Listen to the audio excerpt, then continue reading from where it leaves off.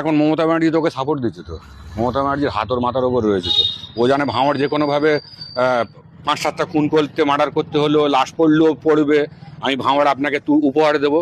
তো অলরেডি তো শুরু করে দিয়েছে না, রাজ্জাককে করেছে, আরও এখনো 4-5টা আরও বাকি রয়েছে, তার মধ্যে আমি আছি, আরও কয়েকজন থাকবে। মমতা ব্যানার্জি যখন যার প্রয়োজন হয় তখন তাকে ইউজ করে। আমাদের একসময় প্রয়োজন ছিল, ইউজ করে নিয়েছে, এখন ওকে প্রয়োজন, ওকে ইউজ করছে। ও কদিন পরে বুঝবে।